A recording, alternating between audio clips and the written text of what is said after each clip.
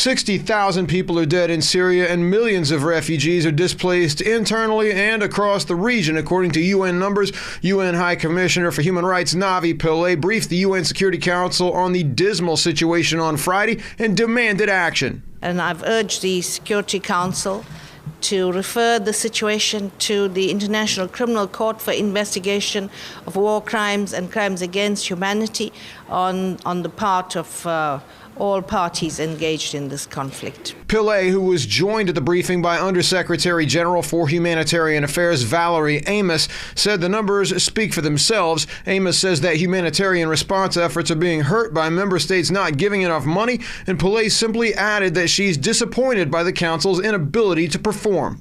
Our response efforts continue to improve, but again, I briefed the Council that there are still millions of people that we are not able to reach. WFP managed to reach 1.2 million people in December, but had to cut the rations because of a lack of funds. This is what the United Nations has been set up for and the Security Council has been set up for. Like victims who are suffering, I'm deeply concerned that there has been no concrete action to address the situation. Pillay was also not clear whether the investigation would include the member states that have provided money and weapons to foreign-backed militants working to overthrow the Syrian government. One of those member states, France, was joined by the UK, Australia, South Korea, and Luxembourg to meet the press afterward. They acknowledged the briefing and the worsening humanitarian situation, but a council-based political solution has never seemed more out of reach. Recognition of the brutality and the humanitarian need inside of Syria is not the problem on Council right now. Political paralyzation is, and that's something that British Ambassador Mark Lyle Grant stated very clearly. It's clear that if a resolution were put forward today, it would not be adopted.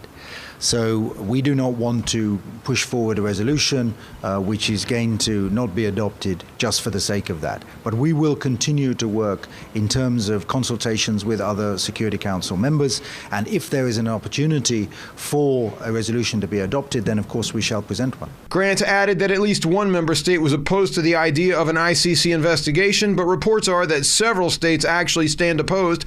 Russia and China have stood firmly opposed to Western meddling in Syria, but that hasn't stopped terrorists and other foreign-backed operators from doing their work in Syria. Earlier this week, Syrian Ambassador Bashar Jafari blasted France for that meddling, both in Syria and Mali. Mr. President, how can we move to combat terrorism in Mali while at the same time we encourage and sponsor and arm the same brand of terrorism in my country, Syria? Jafari did not speak at the stakeout on Friday, and France made no mention of its recent and heavy military intervention in Mali. The Pakistani ambassador, serving as council president for the month, said that a council press statement on Mali may be forthcoming in the next day. Hank Flynn, Press TV, New York.